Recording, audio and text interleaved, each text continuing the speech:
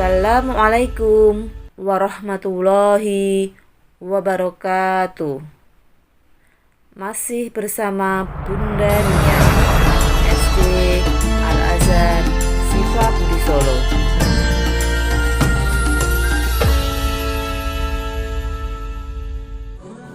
Pada kesempatan ini, Bunda akan menyampaikan materi tentang kisah Nabi Syuaib alaihi salam.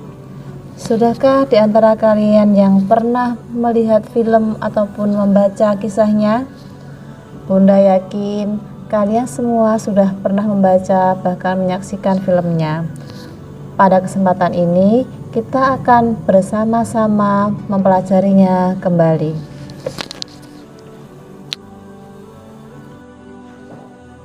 Nabi Syuaib memiliki nama lengkap Syuaib bin Mikil bin Yashir bin Madyan bin Ibrahim. Jadi, Nabi Syuaib masih keturunan Nabi Ibrahim. Nabi Syuaib diutus oleh Allah untuk berdakwah di negeri Madyan, suatu negeri yang lokasinya dekat dengan perbatasan negeri Syam atau Palestina, negeri yang subur, makmur, dan penduduknya diberikan kecukupan rezeki oleh Allah Subhanahu wa Ta'ala. Namun, kaum Madyan gemar berbuat kecurangan, berbuat licik, tidak jujur, dan tidak adil, terutama dalam berdagang. Mereka gemar mengurangi timbangan dalam praktek jual beli. Mereka sudah tidak menyembah Allah lagi, melainkan menyembah Aikah, yaitu padang pasir yang ditumbuhi beberapa pohon dan tanam-tanaman. Nabi Syuaib diutus Allah Subhanahu wa Ta'ala kepada kaum Madyan, seorang yang berasal dari kaum mereka sendiri, sedarah dan sedaging dengan mereka. Nabi Syuaib mengajak mereka untuk meninggalkan penyembahan kepada Aikah. Mereka diajak untuk kembali menyembah dan bersujud hanya kepada Allah Subhanahu wa Ta'ala. Mereka diseru agar berlaku adil dan jujur terhadap diri sendiri dan terutama terhadap orang lain. Mereka juga diajak untuk meninggalkan pengkhianatan dan kezaliman serta perbuatan curang dalam hubungan dagang. Mereka dilarang untuk merampas hak milik seseorang dan menindas orang-orang yang lemah dan miskin, sebagaimana firman Allah dalam Al-Quran Surah Al-A'raf ayat 85 yang artinya, "Dan kami telah mengutus kepada penduduk Madyan saudara mereka Syuaib. Ia berkata, 'Hai kaumku, sembahlah Allah, sekali-kali tidak ada Tuhan bagimu selainnya. Sesungguhnya telah datang kepadamu bukti yang nyata dari Tuhanmu. Maka sempurnakanlah takaran dan timbangan, dan janganlah kamu kurangkan bagi manusia barang-barang takaran dan timbangannya. Dan janganlah kamu membuat kerusakan di muka bumi sesudah Tuhan memperbaikinya. Yang demikian itu lebih baik bagimu jika betul-betul kamu orang-orang yang beriman.'" Anak-anakku sekalian, seruan Nabi Syuaib alaihi salam kepada kaumnya sedikit pun tidak dituruti. Mereka beranggapan bahwa mereka dalam keadaan yang benar.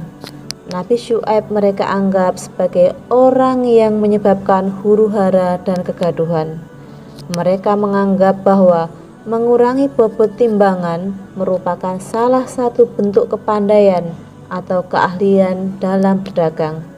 Dengan sombongnya, mereka menantang Nabi Syuaib dengan berkata, "Cobalah engkau turunkan siksa itu sekarang juga kepada kami, jika memang engkau benar dalam kata-katamu itu." Ejekan dan cacian mereka diterima oleh Nabi Syuaib dengan sabar dan lapang dada. Ia sama sekali tidak menyambut kata-kata kasar mereka dengan marah atau membalasnya dengan kata-kata yang kasar pula. Ia bahkan makin bersikap lemah lembut dalam berdakwah. Ia menggugah hati nurani dan akal mereka supaya memikirkan dan merenungkan apa yang dikatakan dan dinasihatkan kepada mereka. Kaum Nabi Syuaib tetap saja tidak mau taat. Mereka mengancam akan mengusir Nabi Syuaib dari Madian jika tidak segera menghentikan dakwahnya. Mereka berkata kepada Nabi Syuaib dengan nada mengejek, "Kami tidak mengerti apa yang kamu katakan. Nasihat-nasihatmu tidak mempunyai tempat di dalam hati dan kalbu kami. Engkau adalah seseorang yang lemah dan tidak punya kedudukan." Anak-anakku sekalian, kaum Nabi Syuaib adalah kaum yang sombong. Hati mereka telah tertutup rapat-rapat terhadap ajakan dan wahyu yang dibawa oleh nabinya. Akhirnya, Nabi Syuaib bermohon kepada Allah agar menurunkan azab atau siksanya kepada kaum Madian.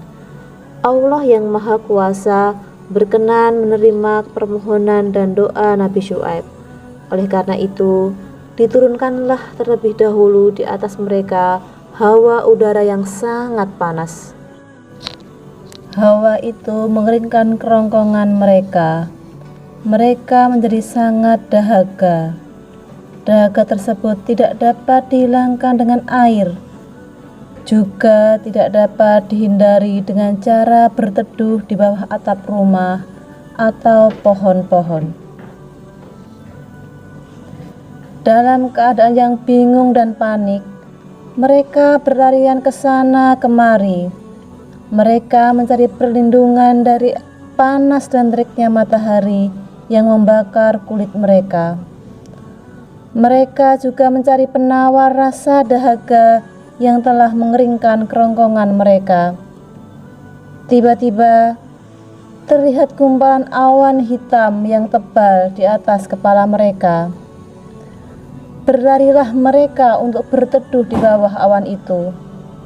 Mereka merasa senang karena akan turun hujan. Setelah mereka berada di bawah awan hitam itu, seraya berdesak-desakan dan berjejal-bujal, jatuhlah ke atas kepala mereka percikan api dari awan hitam itu. Suara petir dan gemuruh dengan ledakan dahsyat mengiringi percikan api yang jatuh tanpa kendali. Sementara itu, bumi tempat mereka berpijak bergoyang dengan kuatnya, menjadikan mereka berjatuhan, tertimbun satu di bawah yang lain. Anak-anakku sekalian, dari kisah di atas, kita tahu bahwa azab atau siksa Allah terhadap kaum Madian adalah berupa awan panas yang membakar serta gempa yang menghancurkan. Hikmah yang bisa kita ambil dari kisah Nabi Syuaib antara lain, yang pertama, kita tidak boleh curang dalam berdagang dengan mengurangi takaran serta timbangan. Yang kedua, kita harus selalu bersyukur atas nikmat Allah yang telah dianugerahkan kepada kita.